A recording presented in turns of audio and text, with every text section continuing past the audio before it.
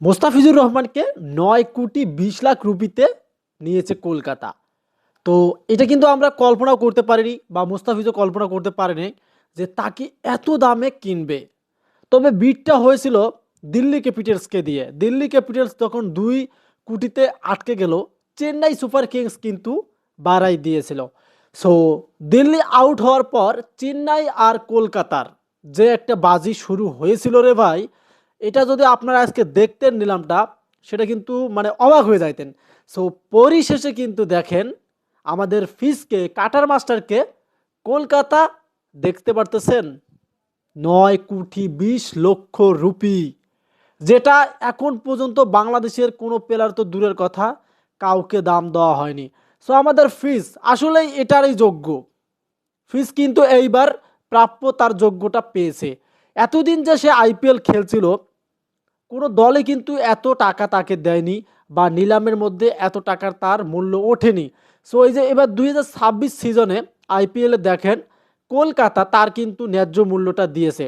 So এ কারণে ধন্যবাদ জানাই কলকাতাকে যে আমাদের ফিসকে তার যে ন্যায্য মূল্য সেটা দেওয়ার জন্য। তবে এটাই আমরা আশাবাদী, ফিসকে যেমন টাকা দেওয়া হবে 9 কোটি 20 লক্ষ, সো এটার কিন্তু তার বোলিং লাইনটাও দেখাতে হবে ফিসকে।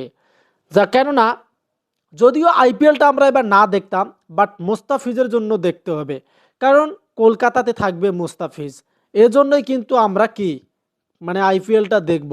সো সাকিব আল হাসান যেহেতু নেই, মোস্তাফিজ আছে কলকাতাতে, সো তার জন্য খেলা দেখতে হবে।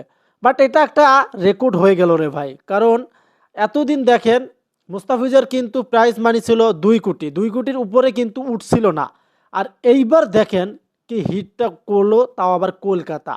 সো মোস্তাফিজ চেন্নাইয়ের মধ্যেও খেলছিল, প্রথম তার যাত্রা শুরু হয় হায়দ্রাবাদ দিয়ে। সো এবং তারপরে দিল্লিতে খেললো, মুম্বাই ইন্ডিয়ান্সে খেললো, এবার দেখেন সে কিন্তু কলকাতার মধ্যে। সো এই যে নতুন দলের মধ্যে তার যে বিগ বাজি, বিগ একটা অ্যামাউন্ট, এটা কিন্তু অবিশ্বাস্য একটা রেকর্ড হয়ে গেল বাংলাদেশের মধ্যে। সে বাংলাদেশের মতো প্লেয়ারদেরকে, বাংলাদেশ ক্রিকেট টিমের প্লেয়ারদেরকে তারা এত টাকা দিয়ে কিনলো।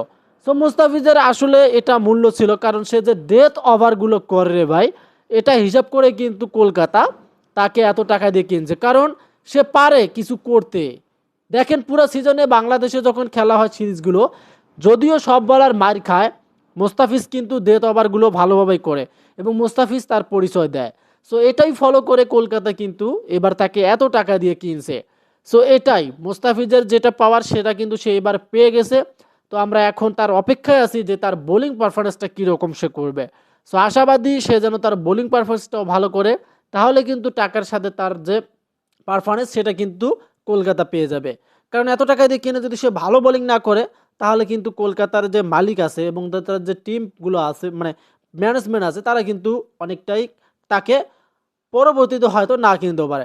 সো আমরা এটাই চাই, মোস্তাফিজকে যেমন টাকা দিয়ে কিনছে, পরবর্তী যখন আইপিএল শুরু হবে সেই জন্য তার ভালো বোলিংটা উপহার দিতে পারে কলকাতাকে।